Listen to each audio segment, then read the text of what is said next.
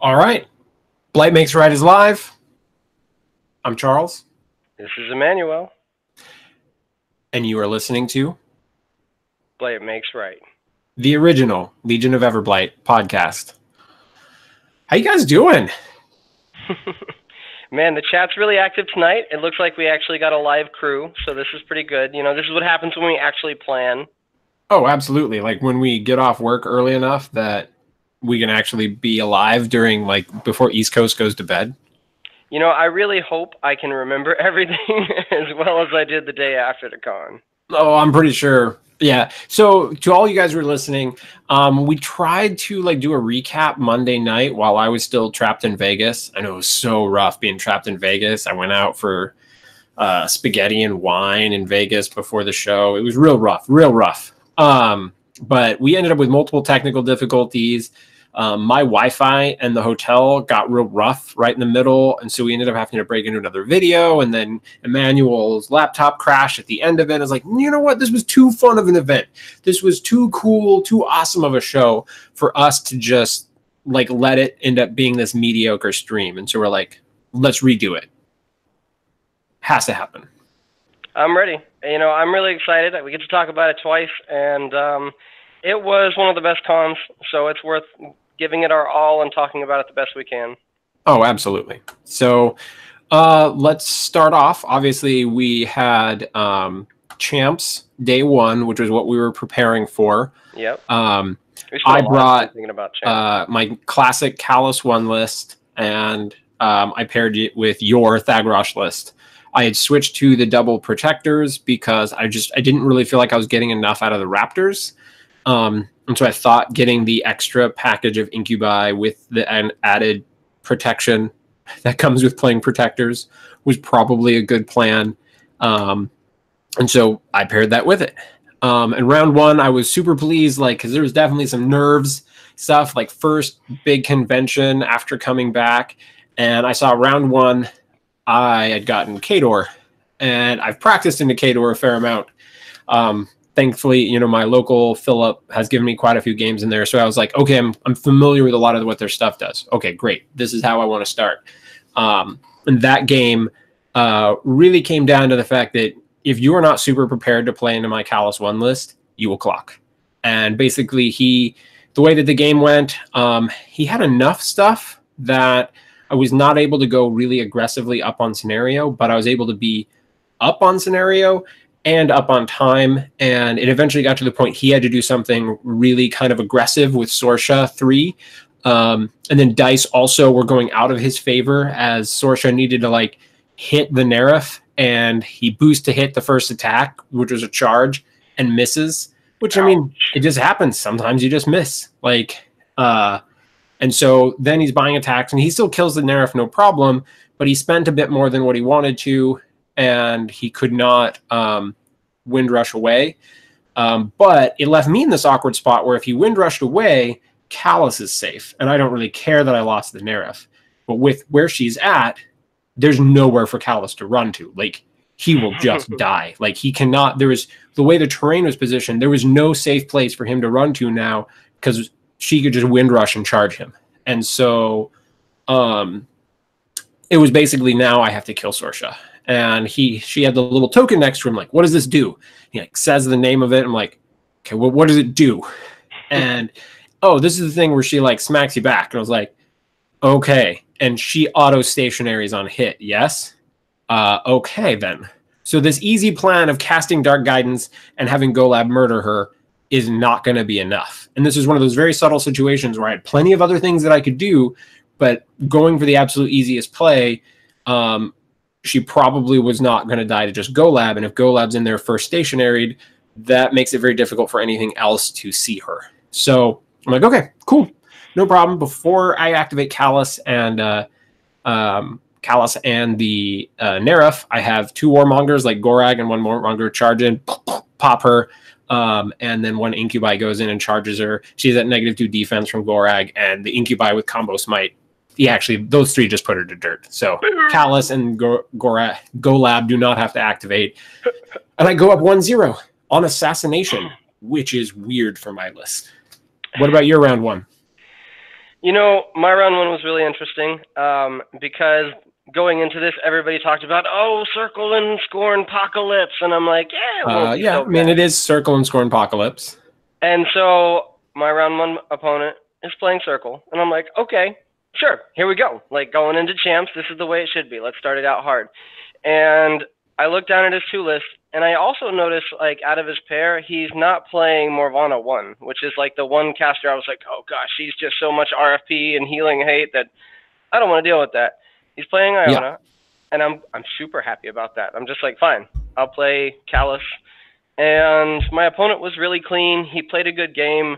Some of the key mistakes, like I just ran my unit of Rotwings right up to one of his units and let them trigger all the incubi, and was like, okay, fine. Like, I just got plenty of incubis out of that and installed them out for a turn. Can you talk about for a moment that you decided to play Callus? Yeah. You're fucking adorable. You know, I had a lot of nerves playing Callus because round one, he's the one caster I play just the least. I played a lot of Animag for Masters, and I played a lot of Thags for Champs. And then I go, well, I really need the kind of power and backbone of Primal Terrors here. So Callus be damned, you're going in there, buddy. Yeah, for sure. And it's funny because I played the Rotwings almost the same way I play my Hex Hunters and my Thags list. And it was just like, okay, rush down, you know, block me down, give me time to get in position. And then Warmongers did a lot of work and ended up just basically tilting it. We were getting down on time, and I was getting up on attrition, and we kind of came to the inevitable scenario conclusion on that one. Yep, seems like what you'd expect. But you were not playing either my list, but you were not playing JVM's list. You had a slightly different solo package, if I recall. That's correct. Actually, my list only had a Spell Martyr as its one solo. So I was running Blightbringer, 2 units of the Chosen, a unit of Warmongers with Gorag, and the 2 Hellmouths and a Harrier, and that was like it. And you had Amok, obviously. But yeah, you dropped the you basically, instead of taking Amok for free, you got Gorag for free, but then you played you had a unit of Warmongers in place of one of the units of birds. And so I think that was a really good choice. One of the things I had considered was that I didn't think the Rotwings were as important in Champions specifically, because there's a lot more like Immortals that don't really, like, Finisher doesn't help against them. And then also, if you think about like going into Ravagers, it's really hard to have them with a damage point on them because they're almost always dead or full health. 5 boxes plus rapid healing doesn't leave people with boxes very often. So, well, I see Callus very much as a scenario list. Like Primal Terrors is very strong on scenario at clearing zones and getting work done and having Hellmouths do interesting things. And so for me, looking at the Warmongers, I see them as a really strong scenario piece. That their ability to clear zones, whether it's, you know, heavy stuff or light stuff, they can get in there and do work. And they died just the same and become incubi if my opponent wants to chew through them. And, you know, okay, great. It's a very like play what I was playing an Animag list, but just try to capitalize on the few things that Callus can do. No, makes total sense. So let's go into round 2. This round I get Crix, super sweet dude. In this particular matchup, we had this big house like right in the middle of the table, which, you know, just happens sometimes in SR 2018. So it was Callus 1 versus Denny. Obviously, I was not going to play Children of the Dragon into Denny. That's not good times. Amok, you are important, buddy. What basically happens in this one is I feel like I don't have to pop feet bottom of 1 because he doesn't threaten the table enough. I mean, he's got some guns, but not anything too crazy. So I basically just move forward enough to threaten the zones. He comes into the zones with a little bit of contesting. I'm able to move up pretty aggressively, pop feet. But the real cool thing that I do this turn is I run up a Spell Martyr. Like, first thing I'm doing at the start of my turn, I'm like, all right, we're going to test. Spell Martyr can get here. All right, cool. Is a Spell Martyr within 8 inches of Gerlach? He is. Excellent. All right, Eruption. So I boost a hit on Gerlach, catch him, boost damage, kill Gerlach. Boom. Gerlach's off the table. But the best part is I catch 4 other models in the Eruption. So I kill 2 of his trolls and I kill the caster attachment, and I hit Denny. And I end up not boosting damage on Denny because I don't want to go down to 0. But I figure still, I mean, it's like straight dice on her. No, I think Parasite was up. Yeah. So it was dice -1. But I still rolled like an 8 or a 9. And so even with like blowing a focus, like she still took a few points from it. And then that turn, I actually ran the Hellmouth. I basically forfeited the activation with the Hellmouth so that one Hellmouth tentacle could run to a spot where, walking 2.5 inches into this forest, the Amok could get rid of Crypt Grasp on the Warmongers and get rid of Parasite off of the Hellmouth. So then Denny takes 2d3 damage. So sweet there. I think it wasn't anything big. I think it was like 2 or 3 points, but still, like, so now Denny's taken like 6 damage or something. And then, so it goes into his turn. He pops feet. He's doing a bunch of work. He puts out like another Crypt Grasp. But when I'm looking at how things are going at the start of my turn, I'm looking at where she's at on the table and the fact that she's wounded. There's a spot where if I clear a few models and I've got Golab to do it, I can send a Nerf at the objective, and then she's going to be in range to hit. Now, she can't, the Nerf can't see her, so he couldn't charge her, but he could see the objective. So I go for it. Callus ignites the Nerf, cast Dark Guidance. I unbinding the dealer another 1d3. Golab murders some models in the middle, clears a spot, because that's the great thing about Golab, no tough, so there's no worry about like running out of attacks because they make tough checks to not have the landing zone. Nerf charges up. I elect to use the head attack on the objective because I want the coil attack on her. But so I also run a Rotwing up, and so I give her -1 defense. So she goes down to a 15. But then it's still her feet turn.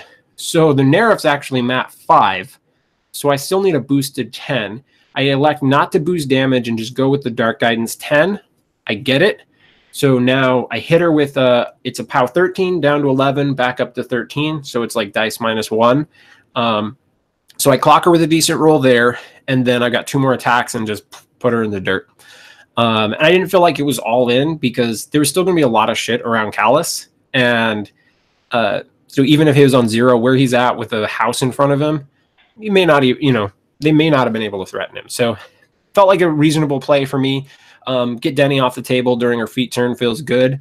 Moving on to round 3, but you're round 2 first. Well, and before you get into that, it's interesting what you said there. Like, I felt fine that like Callus was in a safe place. There was stuff around Callus because that is not where Denny was. Let's not say safe place, right? Like camping 0, being in the middle of the table, never quite what I would call safe. But I felt like what I was going to get out of it, I could potentially forego attacks on models and like kind of wall around him if it doesn't work and make it hard to get to him.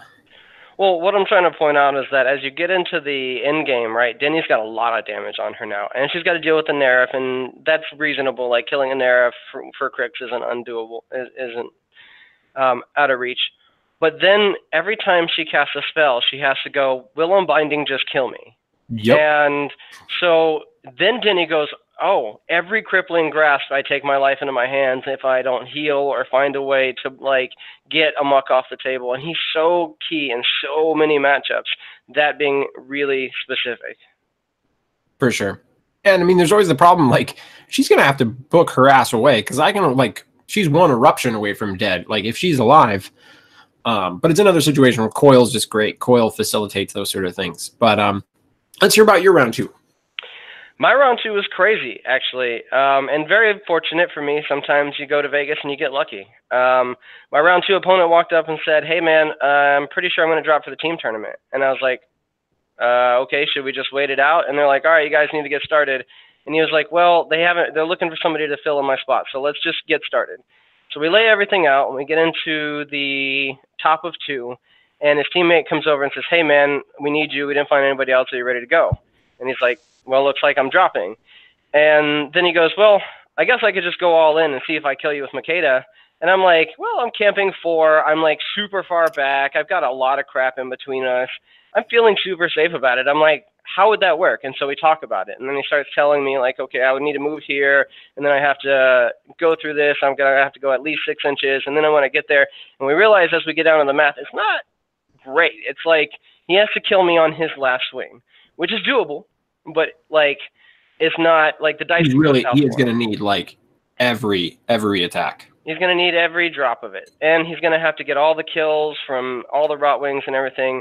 And so he's like, all right, let's go for it. And Makeda goes in, she charges, she eliminates her 3 rot wings, she moves further forward. Mark 3 Eliminator. Can we talk about that for a second? Where it's like you get to move off of every model that you kill. Pac-Man that shit. So she gets over to me, gets me in reach, and burns. Here's the problem, right? Is like if she spikes low or average on a couple of these, like I can take some of this damage and be fine. But the problem is that he goes over the top on all of his damage rolls. The lowest roll he rolled was like a 9. And like he's just like swoosh, swoosh, like all of it going through my transfers on his last damage roll just crushes it. He's like 5, 5, 6, done. And then he's like, well, I'm dropping. I hope you do well. Have a nice day. And I'm like, well, at least I've seen it now. Like, I know how that works. We've walked through the math, and the chances of him getting it weren't great.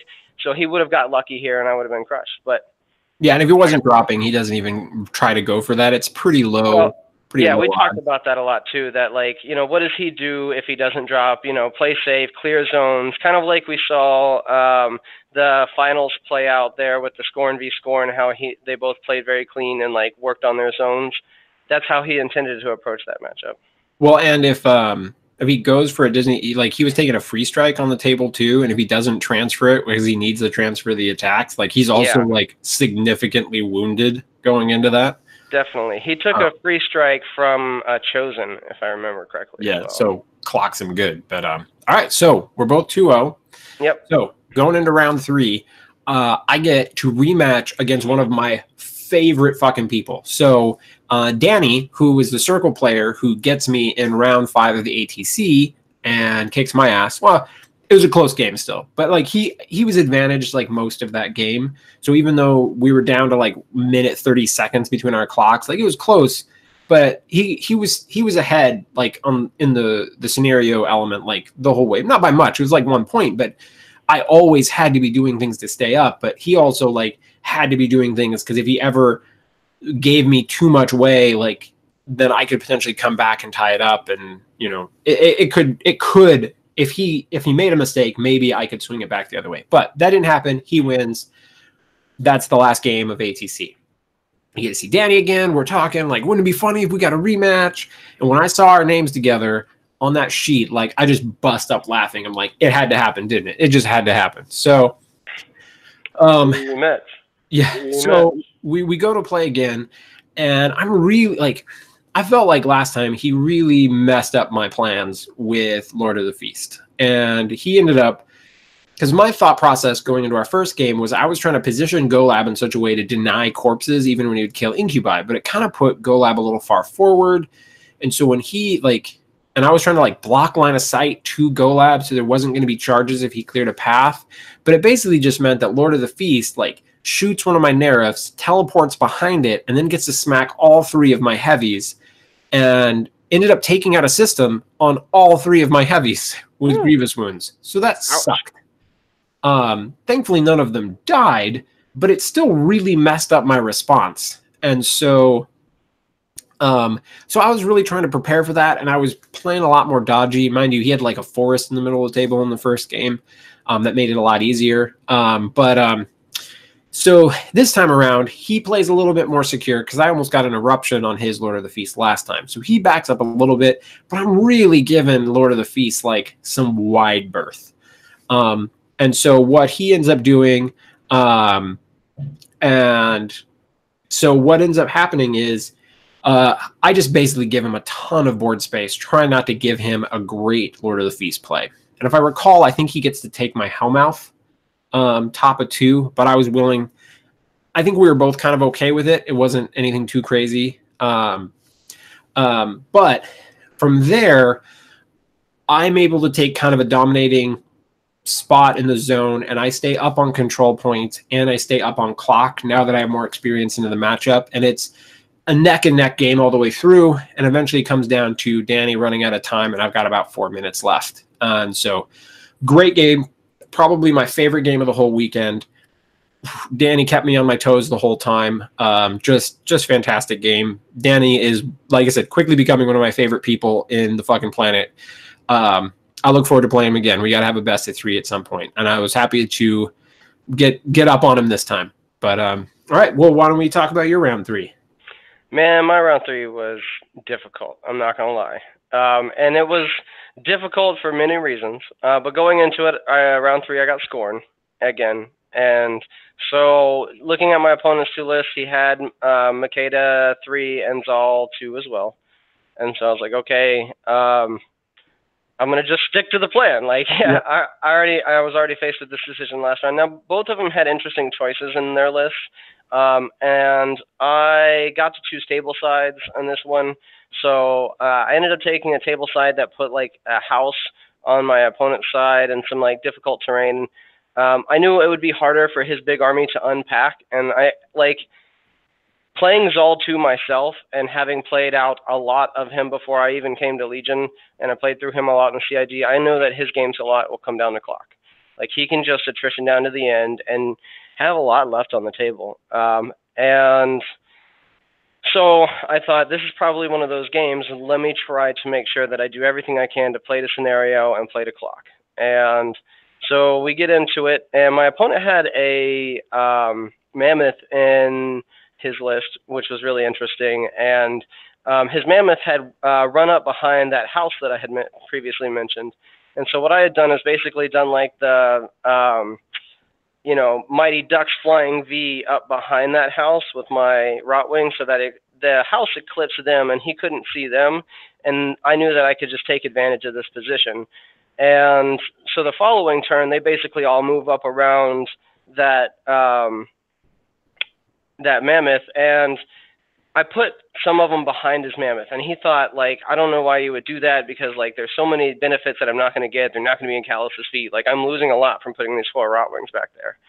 But I put him in his back arc, and I'm like, okay, if he wants to like not just deal with these, then they're going to be in his back arc all game. And that's exactly what happened. Basically, he would forget about him. He'd be like, all right, mammoth's going to move. And I'm like, all right, 4 free strikes in the back. And I can't even see them. I just know they're back there because that was the play. That was like playing the magic card. You're like, ha, trap card, activated. So taking finisher free strikes in the back repeatedly all game, he was getting real frustrated about that. And we get into it, and I really push the feet. I push everything I can into him. I take as much as I can from him. I put him up in a really nasty spot, so he's not getting a whole lot of incorporeal. Yeah, Amok is a huge deal in this matchup. So clutch. Because he just has this like big 10-inch safety bubble that your caster can also be in from the incorporeal BS.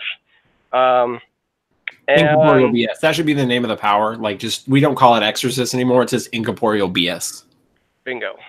I ended up getting a lot out of my feet that game, and I noticed I was going really far up on time. And so we started getting into the end game, and I'm up at like 18 minutes, and my opponent's got like 3 minutes and like 50 seconds left. And we had a moment where things were getting a little bit contentious, right? Because he's down on clock. I move a model in on my turn. So I'm pre-measure with my stick and put the model in place. He activates his Ancestral Guardian to go for a defensive strike. And I pop the clock over to him to make the defensive strike. And he says, all right, I kill him. And I say, no, you don't. He's under unyielding. I get it. And he said, well, I want you to check that, and passes the clock over to me. And I say, no, I just measured it. I just put that model there. I know he's under. Finisher, you know, roll or pass it back to me. And he goes, I'm just done with this game. And he picks up his mammoth, and it knocks over all the Rotwings that are left. And at that point, I just like, this is irreparable board state. And I back up, and right behind me, lo and behold, is Tyson. Like, as if the gaming gods had sent him to liberate me. And he just goes, it's fine, man, just back up. And so I don't say anything, and he goes over and he talks to him, and things cool down. And I get it. Like, I have been there. The clock's on, pressure's on. It's a really difficult game. Mentally, this is round 3. We're both 3-0. And I did some really tilting plays this game that made his game more difficult than he's used to playing. And so at that point, he just felt that it was easier to scoop than to finish the game. But I'm like, man, 3 minutes to go. Like, let's just close this out. But he wasn't interested in finishing the game. He didn't want to put his model back. And Tyson was like, we can't repair the board state. So they just give him the drop. But, you know, I hope that him and I get to play a game in the future and that we have a better game next time and that we get to play it with fresh minds and cool heads, because all I want is good games and everybody to have a good time. I never want there to be any hard feelings. And I found some of his dice under the table afterwards. I went and gave him back to him, and I tried to just give him a good word and say, look, man, no hard feelings. You know, I got nothing but love for you as a gamer. He's a veteran, too, so, you know, wherever you're at, man, know I got love for you. Well, it's one of those things that I think people need to practice. One of the things I noticed in Mark II a lot is that I was really experienced in playing into what happens in a game an hour and a half into it.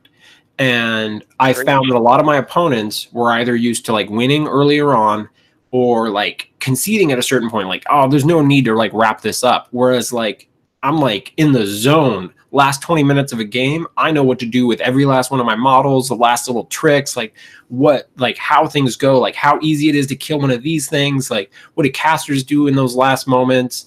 And it also applies when you're on clock. Like you have, like sometimes you may have someone who's used to playing like up on time and they have no experience playing down on clock late into an event. And you kind of have to practice that, like one way or another. You might even want to get your buddy together, like play through a game and then be like, all right, I've got this turn. Let's see if I can do this in 5 minutes. Right. And just like play like that. You may have to find ways to practice that, because that'll be one of the things that will cost you a tournament. If you're down on clock and you're not practiced on playing low on clock, or if you are not practiced into what a game is like late into an event, like there's just not that many people who can play over an hour and a half long game 5 or 6 rounds into a tournament. Just not many people practice that. It's a skill. It's something you got to be ready for. I don't disagree. You know, and I play chess a lot. And one thing I notice about chess players who play in the end game a lot, players who play a lot of games, is they'll make moves early on, and you're like, I have no idea why he made this move. And then in the end game, you go, oh, that's why he made that move. And that's the hallmark of players who have played in the end game a lot. And so when you start playing into the end game and things just start getting revealed, and you're like, oh God, like I fell into this trap again. Yeah. Trap card. You also stop making those mistakes, because the more you fall into those traps, the more you realize how somebody can catch you on clock, or somebody can catch you on scenario, or just being like behind 2 and you think, oh, I can coast this out, I'm up on attrition. Suddenly they score 3 points and you're just like, this totally turned around on me. Play into the end game as much as you can. Run it down, because in tournaments, army points matter, tiebreakers matter. So much tiebreakers matter. Well, let's just talk about units, because units have become a really important thing for Legion now. Yeah. There's a very important turn when I decide to send in Chosen or send in Warmongers, right? And it is very important to not commit in the mid game when it's going to be a long game. There's a very important turn where you need to consciously decide that even if you send in like 3 Chosen into the middle, right? And then they like murder that thing because you know you're going to kill it. It's like a fucking solo or something, but you kill it. And then how are you repositioning afterwards? It's really key to go, okay, 3 models went into the middle, 2 go forward to clog up the back line, and then 1 stays in the middle and 2 stay in the back of the zone. So that in worst case scenario, you maybe only lose 2 of them or the 3rd in the middle, but you still have 2. Whereas it's really easy to overcommit and then you lose all of them. Or if you go into the middle and you have all 3 back up, then you might just take a bigger charge to the whole unit, whereas having 2 clogging up the back line can end up protecting the ones in the back. And so sometimes it's like, be willing to lose 2 to make sure you still have 3 to avoid in those situations where you get none. Because when a turn goes down and you still get to have 3 chosen afterwards, big deal. Especially when they can charge the next turn. So speaking of primal terrors in the end game, man, one thing I've noticed about playing the Blightbringer version is the Blightbringer may like suffer a lot in the early to mid game, but in the end game, he gets real scary because it's like how much is left that can approach him and how much can he just murder if you put it near my caster. Oh, show. And he turns Callus on in the late game. Let's not forget about that. Oh, yeah, man. Switching Callus to effectively Mat 9 or POW 16, that matters. Okay, so round 4 then. We've done both of our round 3s. So which is totally normal for me, last round of a tournament, I get Rhett. Somehow, this just follows me everywhere, and it's Ossian. And I'm joking around with the dude. I'm like, dude, Mark II, Ossian games all went the same way. He pumps forward, he pops feet, he murders like all of my stuff, and then he dies. Like, that's how my Ossian games go. But I'm going to have to actually play against you because Callus ain't going to assassinate your ass. So, but he's got this weird list, and it's got the battle engine, and it's got Imperatus. And it's Which got battle engine? The Trident or the Trident? So he's got a good gun platform. He's got a Harpy. He's got Iris. He's got some Ghost Snipers. So it's got a kind of mix shooting. It's a nice, like, thankfully, I wasn't too worried about just getting blown off the table. But I will tell you, if I'd faced this list in maybe round 1 or 2, I probably would have dropped Thags. But I made the conscious decision. We are late in a tournament. This is 4th round. I am not going to audible and switch to my off list that I have way less practice in. Even though I think this would be one of those matchups where Thags would potentially be better for. So, Callus it is. And this game, I'm like, I don't really know how this game is going to go down. We're playing in Recon 2, I believe. And I know he's going to start being able to shoot some shit to death pretty quick. So I'm pretty sure I feeded bottom of 1. But what I noticed is he's taking a lot of time. So I immediately switched to Operation Clock Ossian. And but I think right about the same time, he had switched silently into mode Kill Callus. But because my operation was Clock him, Callus switched to like Camp 4, be super dodgy. Like he was on 3 or 4 for like the rest of the game. And like last turn, I like run him to this weird objective. Oh, they're not objective, but obstruction. And at the end of the game, the dude was like, man, I was really looking for an opportunity to murder Callus, but you just kept camping so much and like being super dodgy. I was like, I know, because Callus will get shot to death if I'm not careful. And I knew you were going to roll for it if you had it. And so I just tried to keep that off the table. Basically, he didn't actually clock. It just hit a point where he had no time left to be activating anything. So it was just like, your turn. I go up a scenario point. Flip it, and it just flipped back. And eventually I win on scenario at the end of 7 because he doesn't want to clock, but he technically doesn't have time to activate anything. So another game determined by the fact that it's real hard to kill Callus in 60 minutes. Nice. On to you, bro, Chacho. Well, my round 4 was awesome. My round 4 opponent was Brandon. He was a WTC player, plays out of the LA, San Diego area, and he was playing Crucible Guard. And I have practiced a lot against Crucible Guard going into this. You know, shout out to Trevor Bond, one of my locals, has put me through the ringer, both playing Scorn and Legion, against everything that Crucible Guard could throw at me. And I just felt like it was one of the matches that like I had access to play a lot, and I knew it was going to be difficult. And so going into it, I dropped my Thags 1 list. I felt that the Call of the Dragon Thags 1 list that I had put together was just a gun-hating, ranged hate, like screw Crucible Guard list. And I had some plays up my sleeve that I knew if my opponent wasn't practiced for him, he would probably have some struggle unpacking them. I won the roll to go first, thanks to the +1. What? And chose table sides. And I got a side that I felt was real favorable for me, and there was a big obstruction because we were playing on the Cephalix table that Tyson had made, and so there's like the big electric disc in the middle and all like the tubes around us, and then there was like a pipe forest on both sides, but right in the middle there's this giant pipe building, and I'm like, okay, I feel like I can really use that as an eclipse to like get up behind, and I got to get up and have an answer to the Vulcan. And I feel like if I can push him out of the scenario zones long enough, that I can get up on points. It was the scenario that has the 2 rectangle zones with the 2 flags at the corners. Yeah, so, I'm pretty sure that's Recon too. Recon, yeah, it's got a real live scenario for Legion because we can get so deep on it. And I was like, okay, here we go. And my opponent moved up his Vulcan real aggressive with red line, and it moved it up into the zone. And I'm like, okay, I need a position Typhon with 2 shield guards to get up on the Vulcan, because I need to be able to make sure that he can't Dragon Breath Rocket me and he can't anti-healing me, and I have excessive healing up. And so I'll also have Fog of War up, and I'll be defense 15, and so he's really got a lot to chew through to deal with Typhon before I get to him. Fog of War is just so much better in Mark III than it was in Mark II. Like, I felt like in Mark II, like, it did not fucking matter ever. Like, everybody ignored it. It was never a big deal. And changing defense 13 to defense 15 matters a lot now. It does. And also, like, just being able to give the Hex Hunter stealth is, like, super key. Prowl stealth, balla.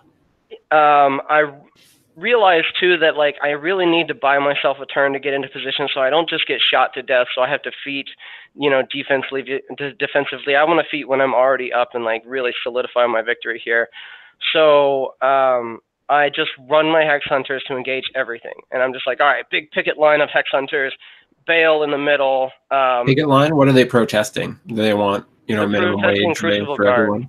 Well, they're protesting because they have incubi seeds inside them. And so I know that it's going to take them. They're pro. Yeah, they're pro-life. So I don't know, it's like, our incubi pro-life or pro-choice? This is getting real political real fast. I don't even know, man. I mean, we do not want to choose to have incubi pop out of our chests. Like, do what the dragon says, bitches. Yes, they're children of the dragon for a reason, right? Mm-hmm. And so I know that it's going to take like 2 attacks per, and if he takes 3 strikes, I get shadow binds, and like I really put myself in a good position to where Bale's also like kind of hiding, so I'm going to get a reprisal attack with him. I move Zuriel up into the left flanking zone so that like it's going to be aggressively positioned. It's not quite in the zone, but it's like moved up into position to get there. Thags moves up so I can be in range of my shield guards, and I just run Azrael right up behind the big obstruction in the middle. And the rest of my guys kind of shuffle up behind me. And my opponent goes, okay, and starts popping the Hex Hunters and the Incubi and goes, well, that was more difficult than I thought it was going to be. And it's like, yeah, it sure is. And so he decides he fires both his Dragon Breath rockets. Both of them miss. Both of them deviate into bad directions to just barely clip the one protector. And so he realizes, like, I'm not going to get anything out of the shooting salvo for my Vulcan, so I'm going to just back up. And so he just runs his Vulcan out of the zone. And I'm like, oh, now I really have a good opportunity to get clutch scenario, because without the Vulcan there, Typhon can go up and shoot his objective to death.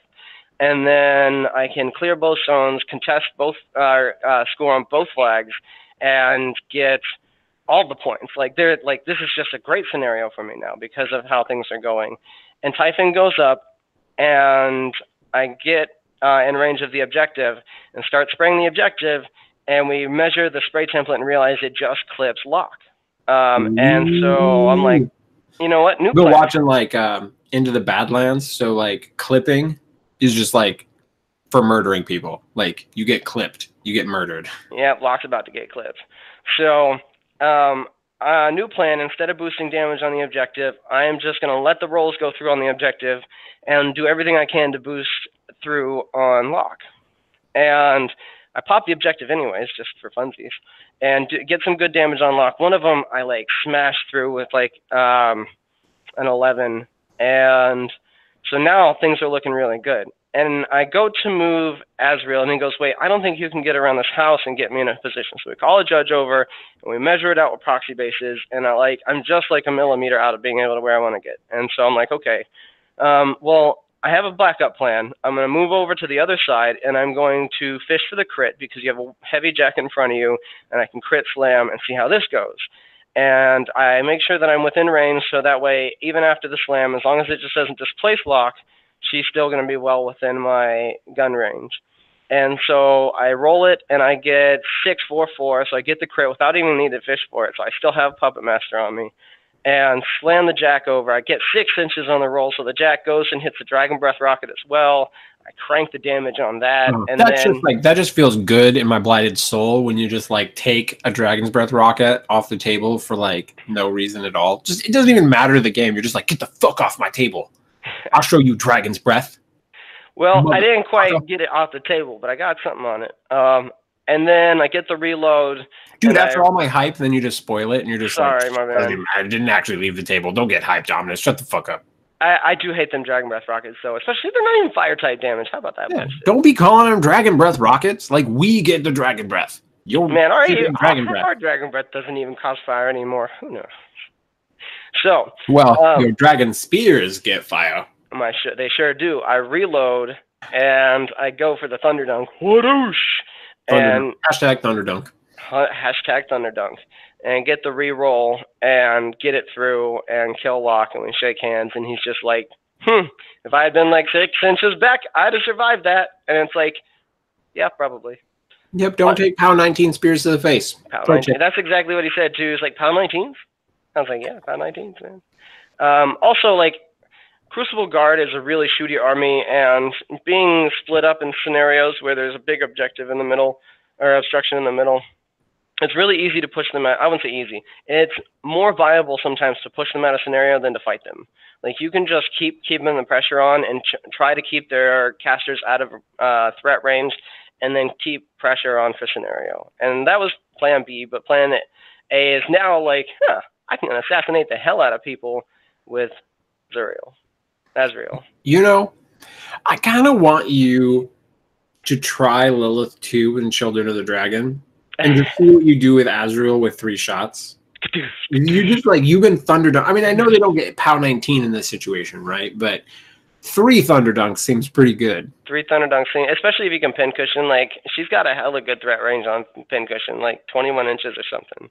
Yeah, so I just feel like you got to try it at some point. I don't know if it's good, but I feel like it's you, right? Well, like I will say from playing that tier a lot that Soothing Song may actually be useful in that you only get shepherds, and so you do need like the fury management. But if she just had like one more thing, just like one more thing, I probably would. But right now I'm just like, yeah. That's interesting. Like I've looked at her and just been like, man, Azrael is everything I wanted with Mark II Lilith 2, but yeah. I'm not sure about Mark III. Well, and I've got some plans for that Thags list. So we'll talk about that in another episode. We'll get to that.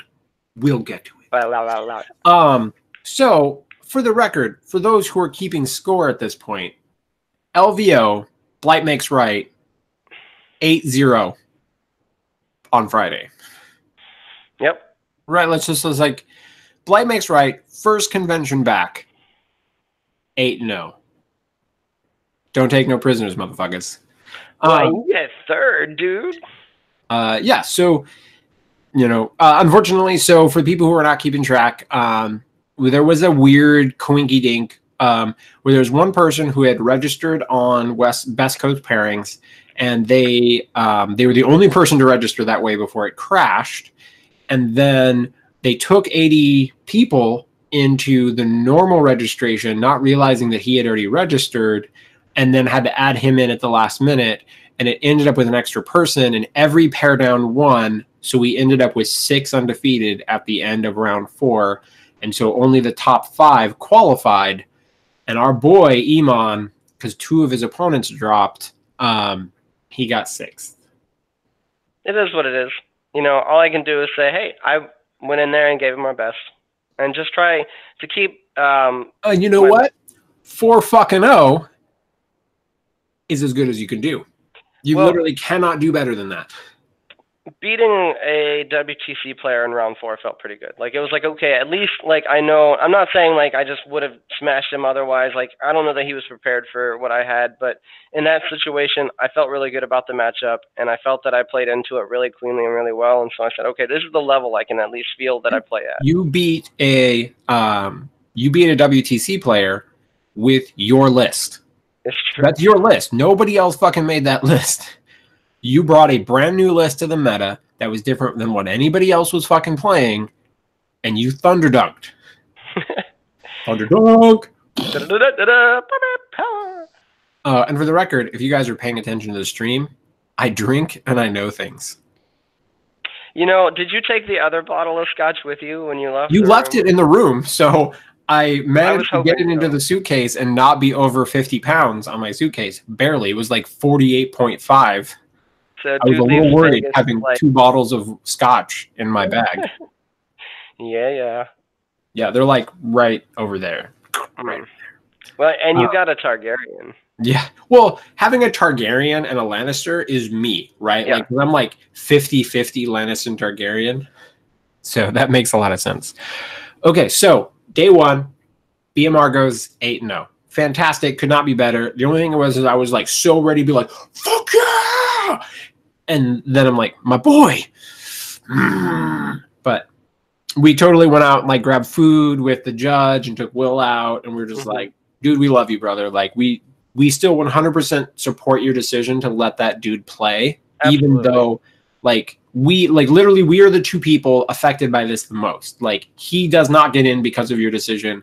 My best friend does not get in because of your decision. There is no one else affected more than Emmanuel and I.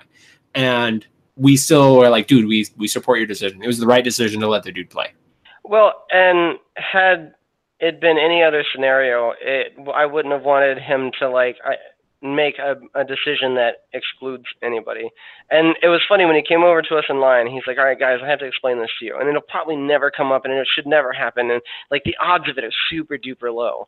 And I'm like, okay, well, what you got? And then he explains it to me. And as he walks away, I turn to everybody in line and I'm like, hey guys, guess what? That's totally going to fuck me. Yeah. And they all just laughed. You were like, yeah. I just knew it. Like, and sometimes all you can do is laugh about it and just be like, well, that's just how shit happens. Like when you get paired against Danny in round 3, all you can do is laugh.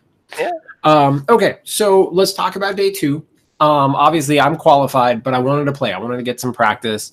I didn't really want to thunder dunk anyone and stop them from getting into Masters, but I needed some practice with off list. So I brought Donnie's Callus 2 list, and I brought my Veil 1 list. Both of us decided that we were going to go into Heat 2 and skip Heat 1 in like, let's chill out, let's get some sleep, not rush things in the morning. Then we ended up in a position realizing that we thought Heat 2 was going to start at like 11, and it started at like 2:30. And at like 1, we were like, if we knew Heat 2 was going to start at 2:30, and this is totally our fault, right? Like one way or another, we messed this up. But if we had known, we probably would have just done Heat 1. Because we wanted to be done at a decent time to like chill out. So I'm just going to like knock out my 2 games real quick. So I have built some Callus 2 lists, and the only difference between my Callus 2 lists and Donnie's were the choice of the Scythian, basically. But I liked talking with him. I mean, he's in the chat right now, so I'm like talking about him in the 3rd person, even though he's kind of like here with us, and like Donnie's like super fucking cool, and I can't wait to drag him on the podcast. But I liked the concept behind what he was doing and what the Scythian brought to the list, and so I wanted to put it on the table because I think Callus 2 has a lot of merit. Donnie went 3-0 with Callus 2 and 2-0 with Callus 1 at ATC, so like he's definitely like putting in the reps to be like this listed baller. So I tried that one out. I actually ended up playing against one of Donnie's buddies, and so he had kind of some practice against the list, and we had agreed, like talking before the matchup, that he was just happy that I did not have Callus 1 because he thought Callus 1 was going to shit all over his pairing, which is probably true. But I wanted to try it out, and we determined after the game that it was not as bad of a matchup for Callus 2 as he had thought going into it. And basically, this game was Callus 2 versus Maylock, and a couple of really key things happened. One, in one zone, he had one dude contesting the scenario. Or he had 2, one on each side. But one dude was going to be super easy for me to murder. The key one was this one random gator, and kind of like tucked behind this obstruction. And so I charged him with 2 chosen. And I knew one wasn't going to get it done. But I had hoped that maybe I'd spike on the first one so that if he toughs, the second one gets in there. Unfortunately, I don't spike on the first one. I kill on the second, and he toughs. So there's literally nothing I can do about there. I thought putting 3 Chosen up to kill that one dude for 1 point would have really overexposed my unit and would not have been a good decision. So shit happens. I don't get that zone. The other side, I clear out the zone, but I'm thinking about this random fucking Gator Husk, and what he's going to do. And I already set up this plan where if he runs into the zone that Callus can countercharge him, but I still decide to just engage him with a Chosen, and I put an extra tentacle into the center zone, and I end up not scoring a point in the left zone because I have 1 tentacle out and 1 Chosen out. That totally on me, my mistake. So instead of it being, instead of me going up 3 points, it's goes up 1, which is not good for me. So then he's able to really start capitalizing on that. It's less pressure. I'm not ahead on scenario. I'm down on clock because I have not played against Maylock in Mark III. So I go for an assassination just because I want to put it together, see if I can put it together fast enough. And I do. So Callus overruns himself, and I believe I overran Golab. The idea was Callus kills something so that Scythian can move forward. Golab kills something so the Rake can move forward. Rake goes up, leaps behind Maylock, headbutts him, knocks him down, sets him on fire. Now Scythian can charge for free, which is big. That extra fury was the only way that I felt like this was going to be a potentially even a realistic shot. But Maylock's still arm 21 or 22, I forget. I think he was 21 because it was dice -4. And I spiked low on the charge, so we didn't even have to transfer the charge, which basically probably ended the assassination run right there. But I was happy that I was able to set up the maneuver, do it quickly, and I still like the list. It was just that was probably not the right matchup for it. It was okay, but my inexperience with the list combined with it not being a great matchup for Callus 2, it put me in a losing position, which was fine. Honestly, Mark was way too cool of a dude. I would have conceded if I didn't want to Dream Crush. That shit would have been unfair. So he moves on. I got to go into round 2, playing against a guy who's IG qualified. I believe his name was Van. Super cool dude. I was real worried. Ostrom with double battle engine. That shit's scary. But I was playing Veil 1, and I had a lot of shit. So basically what happens here is I can threaten both zones with a shit ton of Chosen and feet, but he's got his feet, so he can get real defensive. I took a real terrible crit stagger on top of 2, where he crit staggers my Hellmouth, and it catches a Nerif, a Chosen, and Golab. Real bad for me. I'd never seen crit stagger before. But what happens from here is I'm kind of continuing to pressure the scenario. And I set up Golab in the middle of the board, going back to Mark II shenanigans for me. I'm if I'm going to turn this shit around, it's just going to be because I'm real fucking good at playing Veil 1.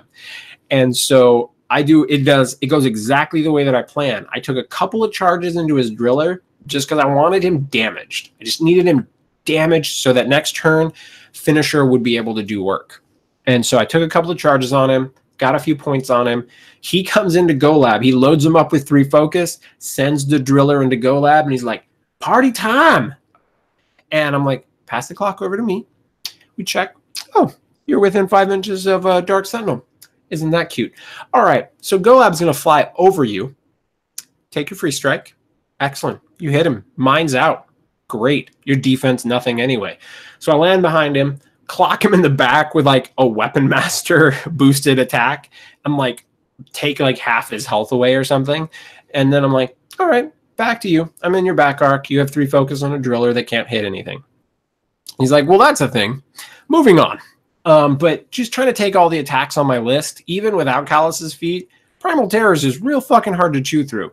And so it eventually comes down to I've got 15 minutes up on him, and he just runs out of time shooting my shit. I offered to concede to him, but he's like, dude, I'm IG qualified. I don't even give a fuck about this event. But anyway, super cool dude. Gave me some more practice against Ostrom. I think Veil 1 still has potential game. I just need to practice the list more, see what I want to play it into. But man, She's real good, especially when you get to the point where like she's hanging out on the flag, and it's like, oh, you running this model? Oh, Go Lab Dark Sentinels kills that model. Great. Yeah, I might be bringing Veil 1 back. She's real good. Real good. So anyway, those are my 2 games. Let's talk about your games. Yours are the games that matter. So go ahead with round 1. Round 1, I played into Michael Mooney, new bro. Actually, he's a longtime fan. It was really funny because he's like, hey, man, I've been listening to you guys forever. And I'm like, oh, yeah? How long? And he pulls out a classic RFP spray template. And he's like, check it out. Oh, damn. I'm like, oh, geez, son. What? Oh, geez. And he's like, he's got BMR stuff. He's got ley line stuff. And I'm like, do you have a hex razor? And he's like, oh, you mean one of these? Like, dude's got a hex razor. So I didn't even have to give him a hex razor. But he's playing Scorn, and he's playing Zal 2 and Morgul 2. And his Morgul 2 list has got double battle engines in it. And so it's a lot of beef. And I feel like, okay, tried and true, this is all the reasons I practiced Animag. Like, I think she's real strong in a Scorn. I think that Primal Terrors can handle this matchup. And I'm like, oh, baby, here we go. And we wade in. And my opponent loses the roll to go first. And so I choose stable sides, and I go second. And I choose a side that puts my opponent funneling in towards the middle, and there's an obstruction in the middle. So I run amok up behind that and kind of bunker him up with like a couple chosen and the objective and the Blightbringer. So like he's snug as a bug in the middle of the table all game. And all game that was just giving my opponent fit, because he would put in Corporeal on something and be like, I'm going to charge. And I'd be like, don't forget the 10-inch bow. And they go, okay. Well, I would guess I would end up in the middle of the obstruction and move back. And I'm like, yeah. Okay, I'm going to charge. And I'm like, all right, 10-inch bubble over. It's both sides. Fix both sides. So, like, you know, whichever way you're going, it's not going to be great. And so it starts getting to the point where I'm, like, really far up on clock. And he made a pretty key move. He moved both his battle engines out to the far ends of the flanks to try to draw my army apart, and was like, okay, you're not going to be able to get both units under the feet. You're not going to be able to kill both battle engines with the feet. So what I decided to do was commit harder on one side and use buffs and extra attacks from like the Hellmouth and a couple chosen that I had left on that side of the table to just eventually wear that battle engine down.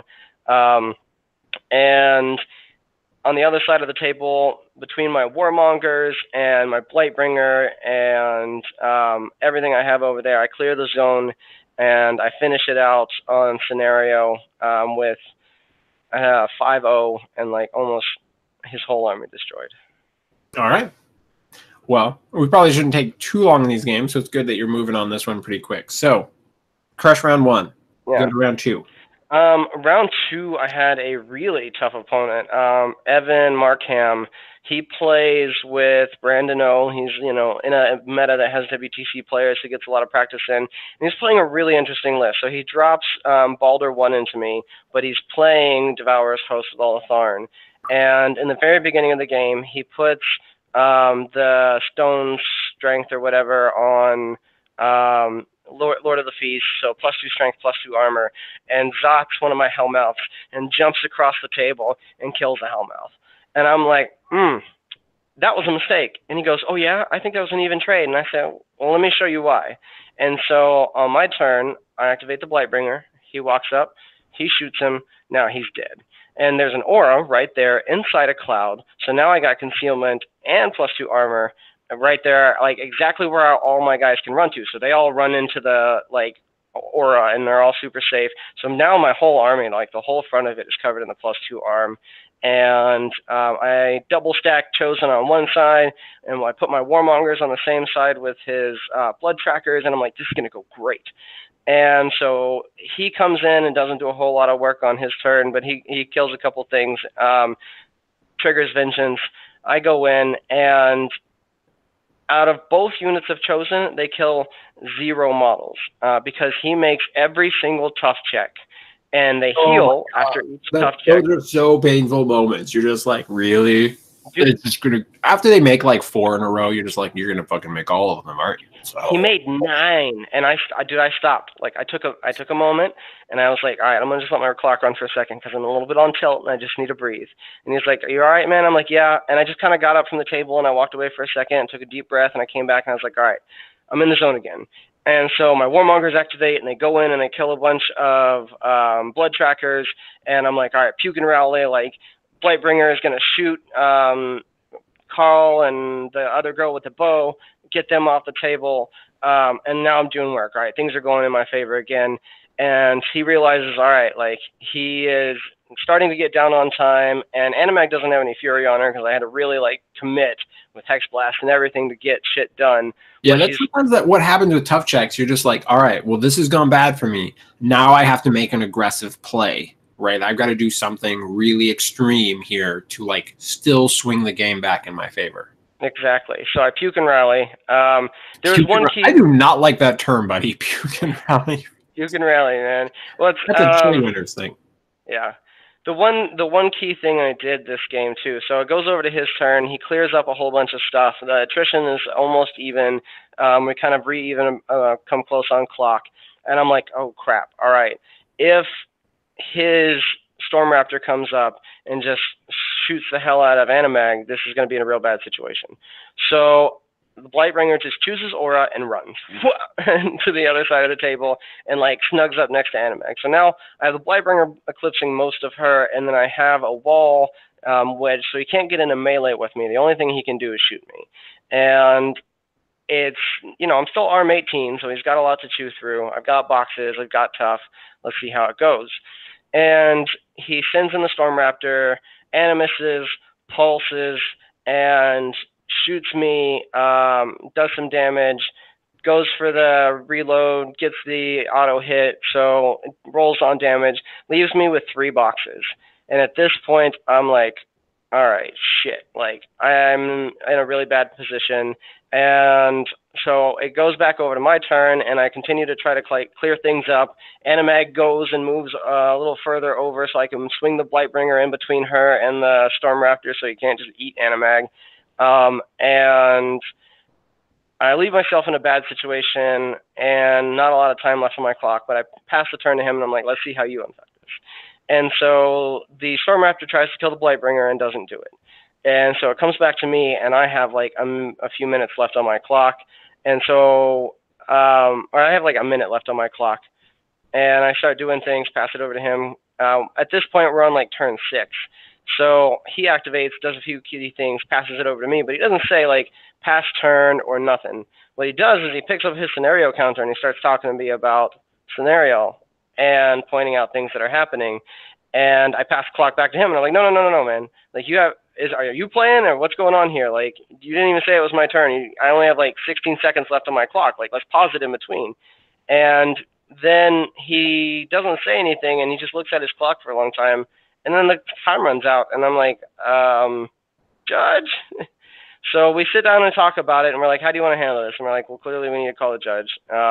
We talk about it for a long time. The judge comes over, and he's like, all right, I think the best thing to do is just reset the game state to right before that minute, and then let you guys go at it. And I'm like, all right, fine. So we restart the clock, and I've got like 18 seconds left, and I activate the Blightbringer, and I'm like double hand and dice and tokens at the same time to like get this activation done. And the Blightbringer kills with a couple poison attacks. The Storm Raptor gets it off the table, and I pass clock with like a second left, and then he activates, and we go into turn 7, and it comes down to army points, and I went on like 18 army points. And we shake hands. He's super awesome. Like, Evan was the ideal person that you want to get when shit's on the line. I know that we had like a misunderstanding there at the end because we were both drained. At this point, like, that was one of the longest games I think I had ever played where attrition was the only factor in the game. Like, even when he came down to assassination, like, and it didn't happen, we were both kind of disappointed. Like, I would have been fine with Animag Giant and just been like, let this game end. Because it was such a, like, grindy, miserable, mentally exhausting game.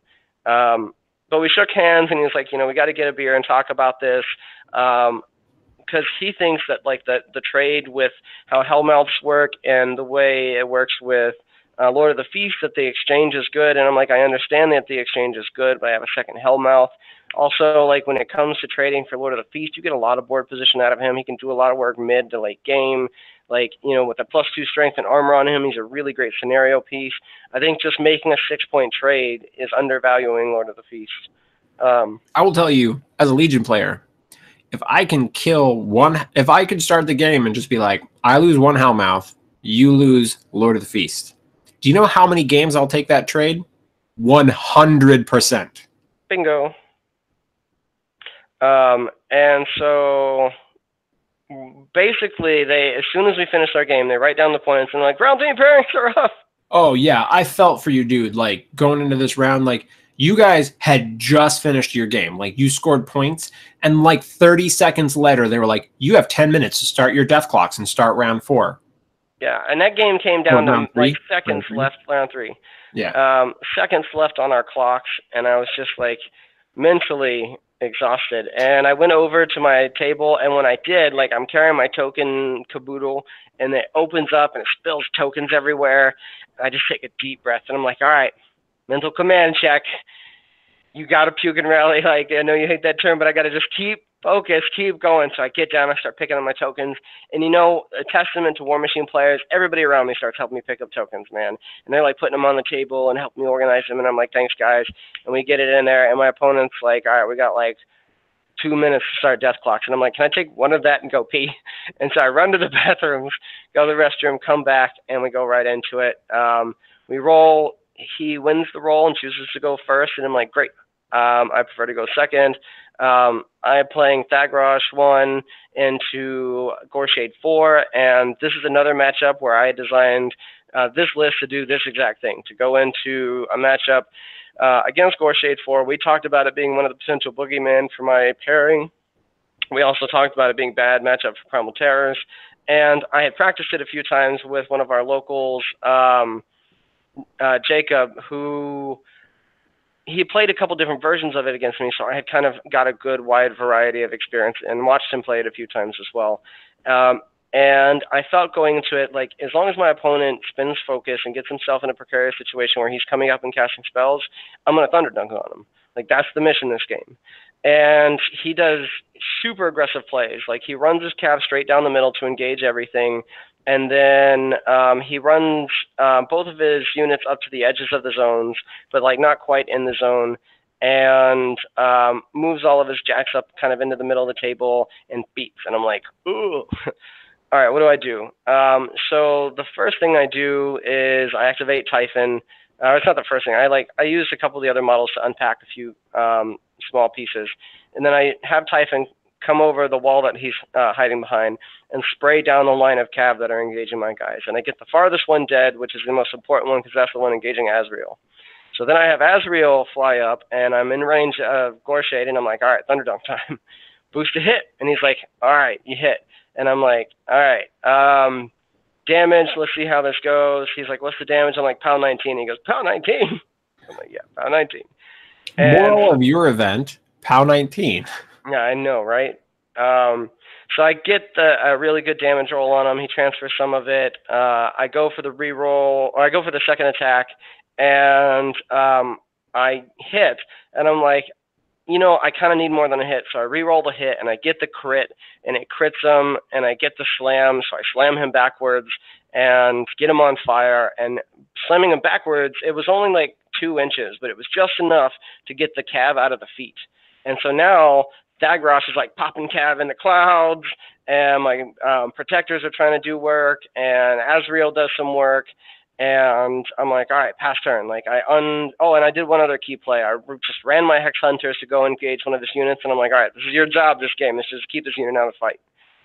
And so it goes into his turn, and he does a lot of work. He kills Hex Hunters, he kills some Incubi, he gets some damage on Azrael, and gets him really heavily engaged. His whatever it's called, what's the character Phoenix's name? Imperatus. Imperatus, thank you. I almost called him Proteus, and I'm like, that's not right. I'm here for you, buddy. Imperatus goes in, and he does some damage on me, but between Thags' aura and unyielding, he can't get it done. So then a cab model goes in and engages me, and he charges a Weapon Master in, and it does some work. And then the two big, like the Super Mitten guy, the double fist Super Mitten guy comes in. I can't remember his name. Oh, Arcanus, maybe? That guy. Yeah. And he punches me, and he slams me, and it pushes me out of melee with Imperatus. And I'm like, yes, this is my chance! Because otherwise I'm basically stuck for at least a turn, like destroying them and dealing with Phoenix Protocol. I'm losing Azrael, feeding Azrael back. And so I'm like, this is really going to come like down to a much easier conclusion. So we go into his turn, or we go into my turn, and I use Zuriel and Thagros to clear out things around Azrael. Azrael flies over and gets in range for the Thunder Dunk again, and drops the Thunder Dunk, and it's done. And like right before this, you had like brought me over a cheeseburger and fries from Johnny so Rockets. Like this round, I dropped, and I went down to Johnny Rockets, and I had a double cheeseburger with bacon cheese fries. It was delightful. They have Pepsi products, so I was like rejuvenated, and I like stealth in, like I take off my hat, take off my hoodie, and like just like walk up like I'm holding my hat, my hoodie, walk past the security guy. What's up? And just bring in like a warm, still piping hot double cheeseburger and fries for my boy. Solo style. Like, got to take care of him, right? Got to keep him going. I remember too, because at one point it's like at the end of this round, and like we're going through things, and you look up at me and you're like, "Hey man, you could nom some fries or something if you want," and I'm like completely just like dead. Like in my brain, all I'm seeing is math and numbers and angles, and I look down at you, and all I hear is, dude, it's like the Hackers movie, and you're like, you know, your crash override, and it's just like numbers appearing, and you're just like Azrael, Spear, Gorshade.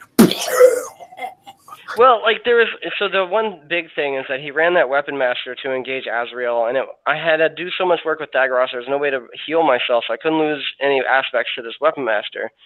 And so I needed to have one Ice Witch puppet master the other Ice Witch so that she could walk over and spray that one dude and get the reroll and kill him, which I got because of the reroll and killed him to get out of melee. And like, that did not occur to me until I had exhausted every other single option on the table and gone, oh, why didn't I think of that first? Yeah, this should have been plan 1, not plan 17. And I've done that a few times. Like it's like in the bag of tricks, but you're like, let me root around down here in the bottom. What do we got? Son of a, how did this end up in the bottom? Like, it was one of those moments. But I basically collapsed onto the chair. Like I just like plopped down. I was like.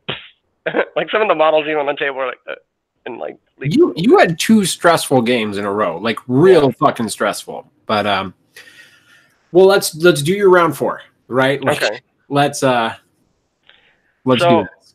I nom my cheeseburger, eat some fries, and I walk up and down the tables and see who's still playing. Because of the assassination, I get a little time to kind of scout, and I see I'm like, man, I really feel good about making top 5 as long as I don't get Mike Purrier, because Mike Purrier is playing Menoth, and they just deny the hell out of army points and anything that can, like, all my outs.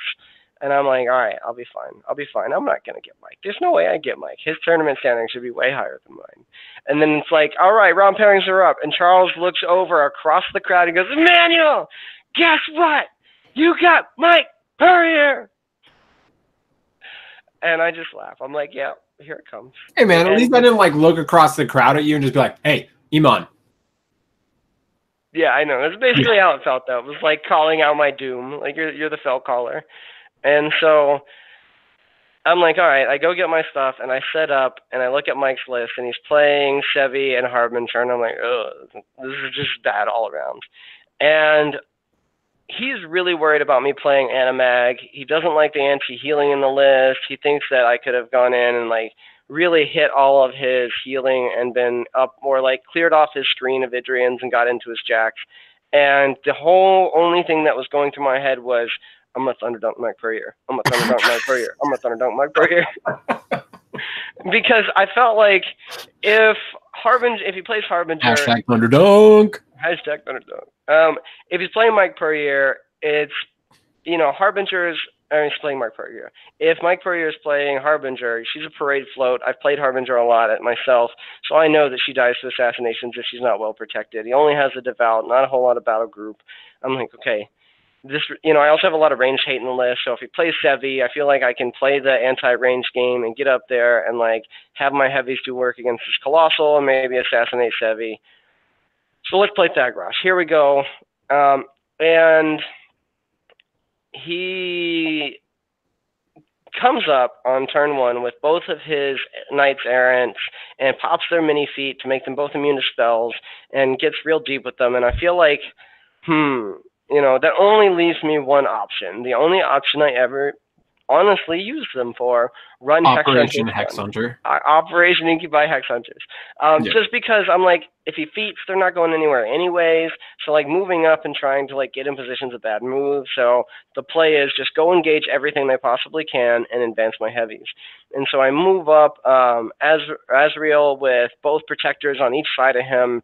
I move Thags up behind that. I throw up Fog of War. I move Azrael up aggressively, or Zuriel up aggressively.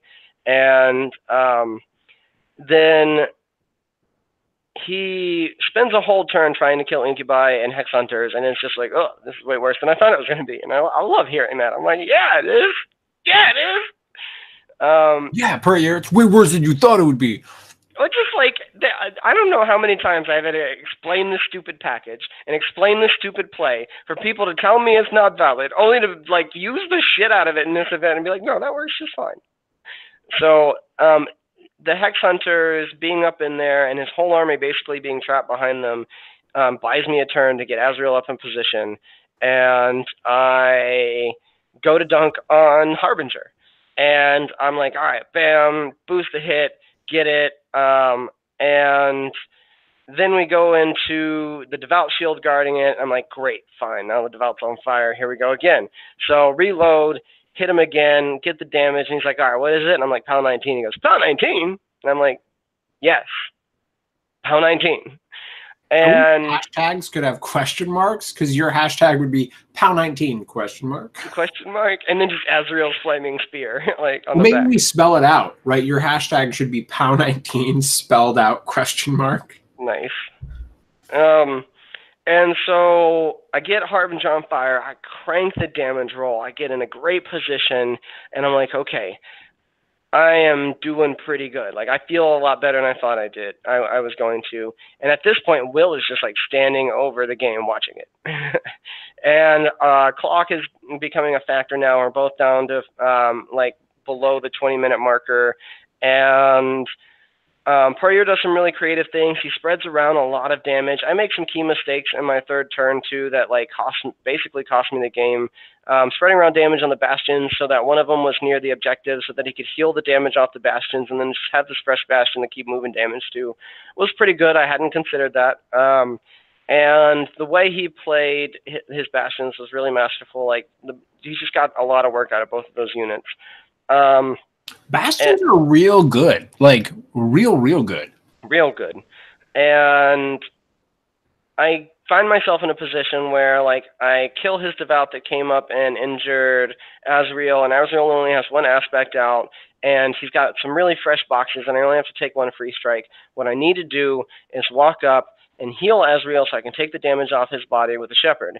And I am like in the zone, and I go through the things, and I get my Puppet Masters out there, and Thags has to like walk away and take a free strike, and he goes down at 1 damage, and I'm like hanging on by a thread here. And instead of activating my Shepherd and going up and healing Azrael like I thought I was going to, I just walk away and take the free strike without healing him. And then he fills up my Spirit, and my body is already full. So now it's like, oh, this is really bad for me. And I spend a turn just flubbing rolls at Harbinger. But I hang in there, and we play it down to like 8 minutes, and I feed back Typhon to buy Thagrosh another turn, and he wins on scenario just because like I can't both fight and contest. I also like, so I was in a really interesting position to where I could have mutagenesis one of his choir, which was over by his objective, and have Thagrosh kill the objective. And then I'm like, all right, I could probably come back on scenario and try to score, except he can just martyr the 2 guys in the zone no matter how many times I fucking killed him. And then I just can't score that zone, and I can't even out the score. And so... yeah, Harvey just changes scenario like to a whole different level. You're like, I put one person in. I take 1d3. I take 1d3. I take 1d3. Like, it's kind of fucked up. She spent most of the game just spinning her focus healing, you know, and she would yo-yoed backing up and down health. There's one point too, like the fire damage is in position to kill her, and I get a 13 on the fire damage roll, and everybody's like, oh, and I instantly scoop it up and I re-roll it. No, that wasn't the fire damage roll. That was the spear damage roll. No, that was all right. Was it? Yeah, no. So first off, Danny, Sorry, POW 19 is Draconic Blessing on Azrael, puts him up to Strength 19, or Strength plus POW 19. Draconic Blessing is Strength, so Azrael Spear, POW 19. But no, you were rolling the damage roll. You would hit him with the spear, and you rolled a 13, and that's a good damage roll, right? Yeah. But you needed the problem was that you needed to roll like an 11 on the fire damage roll to kill her. And so you wanted to re-roll it. That's right. Basically, you got RB down to 4, but with she's still out of focus, so you needed an 11 on the fire damage roll to murder her. And so you re-rolled it because you needed. If you spiked higher, then maybe the fire damage roll could more reliably get it done. And you rolled pretty low. I think you rolled like a 5 on the fire damage roll or something. Oh, so he spent focus and just stayed at 4. And then I think he martyred him for 2 and like went down to 2. And so he was at 2 at one point. Like, that's how close we're talking. Yep. It was a really close game, and we closed it out, and we shook hands. And Mike gave me a lot of compliments, and it was like, that was all I needed, man. Like, it was worth the whole event to go through and have Mike say, like, look, man, you belong here at the tables with anybody else. Like, you really gave me a game. Like, that was really tough. You had me on my back foot. Like, he gave me a lot of praise for that game. He's like, Thags 1 is really tough. That list is really good. Dude, like, he plays against Thags 1 more than anyone. Thags 1 is David's main list. Like, he has more practice into Thags than fucking anybody. Yeah. And so I felt really good. Like, I felt like at least I brought my A game. I went 7-1. You know, I played against some good opponents, and I didn't have any. I'm gonna say A-, because if you fucking healed, Azrael, come on, buddy. Yeah, it did ruin my streak. I felt real sad. I go down to 6th again. I become #1 alternate. So I'm like. Yeah, you've gotten 6 in 2 of the qualifiers. They even put my name up. Like, I was mad props to Tyson. So he lists everybody's name for Masters, and he lists me as alternate. And he's like, if a single person drops, you're in, man. I'm going to put you in. And so we show up early, and we make my lists and get on the table. And then he's like, sorry, everybody shows up. And so I jumped in the caster draft. All right. Well, we've already run real long, so I'm just going to briefly go over. So round 1 of Masters, I get Puryear. And he is pseudo-teched for the matchup. He's brought Sevi 2. I'm totally fine. We play Callus 1 into Sevi 2. And I really like how the game is going almost the whole way through the game. I feel advantaged. I make a significant mistake mid-game where when I sprint Zuriel back, I know where the Judicator has to go. The Judicator has to contest my right zone. We're playing Champion's Belt. And I know where he's going, and I don't put Golab in a position where he can threaten where the Judicator has to go. My total mistake. But still, even with that mistake, I'm totally advantaged. And I'm low on time because I don't have a lot of practice into Menoth in Mark III. And there's a turn where I make the active decision to not roll some random attacks with like a Warmonger and a Rotwing, because I'm advantaged. I need to keep my time up so I can close out this game. And that turn, he massively turns things around, and he kills like almost every single random solo and unit that I have left. And so it's really just leaving me with my Protector. I changed my list just slightly. I dropped 1 Nerif for a Protector, and that upgraded the Feral Geist to a Swamp, not Swamp, but a Gremlin Swarm. Borrowed Emmanuel's model because I didn't bring one. And I had a second Spell Martyr. But what happens is I totally forget about the gremlin swarm, and I remember the gremlin swarm. It's like bottom of 4, and I'm just like, okay, or top of 5, I think. And I remember the gremlin swarm's there. I'm like, okay, protector runs into his zone, contests, and I run the gremlin swarm over so that even if he kills the protector, gremlin swarm runs in and contests the next turn. Perfect. I've won this game. It's over. I forget the gremlin swarm completely. And he doesn't kill the protector, but he's able to repulsor shield the protector out of the zone and puts the protector in a spot where to get back into the zone, he has to take a free strike. And so what happens is I take the free strike, dies. Now I'm behind on scenario, and Purrier pulls it out. Super, super close game. I really honestly felt advantaged almost the whole time, and I made a really key mistake because I wasn't playing quite fast enough and didn't have enough time to stop and pause and make sure I wasn't forgetting anything. I had to keep it going. But man, Purrier is one of my all-time favorite players in the game. I remember watching the finals of a TempleCon that was Purrier and JVM and just be like, holy shit, I want to be a part of a game like this. And I felt like I finally got that. And that was, I mean, if there was a game to give a run for the money for how much I enjoyed my game against Danny, it would be the game against Purrier. Great game. I was happy to really one of the things I reminded myself of coming back to this game was that it is not about winning. It is about getting into that game where both players are playing at their absolute best. And it's a fucking close, ridiculously close game. And no matter who wins, you're both like, I was just fucking happy to be in this game. God damn it. And that was one of those games. And so afterwards, I'm thinking about it. I'm like, I have never been so happy to lose a game. I am always back to 2014, 2015, 2016 Omnis. I'm really close. And it felt good to realize I'm like, man, I thought I was going to be 6 months from this position.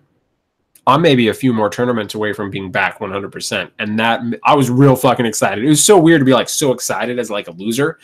And so I'm feeling real good. I'm 90% back. And Blight Makes Right did fantastic. We exceeded our expectations in a huge way. And I'm just I'm so excited for more games. I'm this weekend is off for me. I'm being chill. Man, there's so much shit happening in Washington and British Columbia and Portland in the next month. Man, I'm coming back 100%. I'm going to be back real soon. I'm so excited. I got a bunch of lists to dojo. I'm feeling great. And I imagine you're probably feeling the same way. You were kicking ass. You are, I don't know. It's hard to point where you were at the end of Mark II, but if you are not at least at where you're at, you might be above where you were at. You were fucking on ball, man.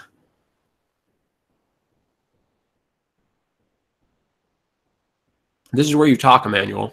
Sorry, it froze. I was actually just about to message you and say, hey, it froze. Yeah. But now it's back.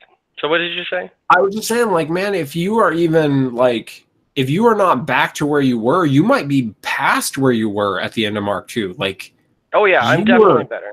Yeah. I was going to say, I didn't want to say it in a negative way, but I feel maybe it's because you were hopping factions and Legion was your true home and you just didn't quite realize it. And you're Circle feels okay and Meta feels okay and Grix feels okay, but I miss fucking Dragons. And now you're back in Dragons and you're Thunderdunk, motherfuckers. Yeah, definitely. I don't disagree. Legion's always been my home. It's where I've done probably the best in a lot of regards and felt the most at home. I think a lot of it also had to do taking a lot of time off. I took basically a year to play 40K and a year to play chess. And if there are two games that will make you a year to play Pokemon. Yeah, totally. But if there are two games that playing 40K taught me a lot more dice math. I learned a lot more about statistical averages and tempo control and all kinds of things. And then playing a lot of chess, I played against some great minds, and it really changed the way I approached things. And taking a lot of those lessons into War Machine was really interesting. And I think, like you said too, like it wasn't about winning, you know, it was about going in and just having a good time with everybody and staying humble and playing with my dragon toys and getting to see all the cool people at the con. I really, really hope I can hit home that point. And I'm glad you mentioned it again. It was really, there was a point in Mark II where it was really hard for me, where I started feeling like every tournament, like my whole reputation was on the line. And if I didn't win, then it was suddenly like Omnis is slacking off, like Omnis isn't as good as he was. And that was a hard spot to be in, because that wasn't my focus. I want to be able to walk into a tournament and just look for great games. Like I wasn't looking for wins, and it was a real hard battle the whole time. And I'm really focused on staying on, I want the fantastic game. That's what I want. And I think you're in the same spot.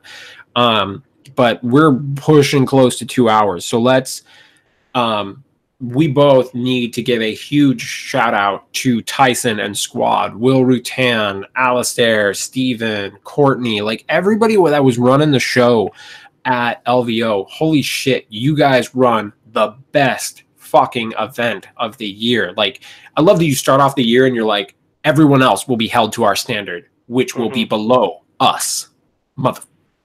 LVO is one of the best cons. It never ceases to amaze me. And this is my third time back, and it was even better than the last 2 times. And by the way, Courtney said to call her Belle. Call her what? Belle. It's her middle name. L? Belle. B-E-L. Belle. Okay. Sorry, you were a little quiet there for me. Belle. All right. Yeah, I was, so we were like, Charles and I, as a funny little tangent here, decided we hadn't had enough of LVO at the end of LVO. And instead of going out to dinner and packing and being good boys, we helped break the con down. And we got to spend a lot of time with Tyson and Belle and everybody else. And we were breaking down tables. And I was like, hey, Courtney, Tyson wanted me to see if you, and she was like, it's Belle. And I was like, what? And she's like, my middle name is Belle, and I'm introducing people to myself as Belle. So you can call me Belle. To Belle. Like, to Belle. I drink and I know things. You do. So great con, great people, great seeing you, brother. And more, it's just to set the pace for us to do great things. Absolutely. Fantastic, fantastic event. Could not be better. I'm so pumped for more tournaments. Blight Makes Right is here for you guys. We're like starting up, like, this is the funny thing. We started off day 1, 8-0. And you know what I'm going to say? Blight Makes Right is ready to do better. Yeah, I think we could. We're going to do better than 8-0. Well, Kingdom Con is right around the corner. I'm pretty sure I'm going to hit up Kingdom Con next. So I don't know if I can do Kingdom Con, but there's a big PDX tournament coming up at the beginning of March. Northern Open. Yes, go to that. Brandon's going to be there. Yep, I'm going to do that one. I'm already committed. I've got a bunch of stuff lined up. I'm trying to figure out if I can do IMC or not, but obviously I've got the PDX event. I've got Seattle Open. Dude, I'm all in. Dope. Lock and load. Sue. Lock and load for sure. Weekend, plus whatever the fuck else I can fit in. Let's do this shit. Well, all right. Yeah. All right, so we're back. We're having a blast. And one of the best things about all of this is Emmanuel came out with his new Thagrosh list. Incubi, Protectors, people are shitting all over it. What does he do? Thunderdog, motherfuckers. Yeah. I come out with this no Blightbringer Callus list, and people are like, what the fuck? This is totally shit. And I come out and I'm just like crushing people with it. Every Legion player who sees me play it is like, I want to try that list. I'm like, yeah, you do, because it's fucking legit. So yeah. War Machine Weekend is now Warfare Weekend. It's War Machine Weekend. It's fucking Legion Weekend. That's what it is. Yep. Legion Weekend. All right. Thank you guys so much for tuning in and live streaming with us. We appreciate you so much. Please hit that subscribe button, because Facebook is shit and you may not see alerts. We try to post it everywhere: Twitter, Discord, Facebook, but please hit the subscribe button. We're so close to the first 100 subscribers. One of the only people doing our podcast on YouTube. We want to keep this stuff coming out for you guys. And you know what? One of the main things from LVO, I heard from so many people where you guys were like, we don't even play Legion. We just like listening to your guys' podcast. You know what? Love you guys too. Because shout out, Blight Makes Right still makes right for you guys, because you guys support us. You support this community, and we're going to keep this stuff coming. So thank you guys so much for supporting us. Please hit that subscribe button. You know what? Blights out. All right.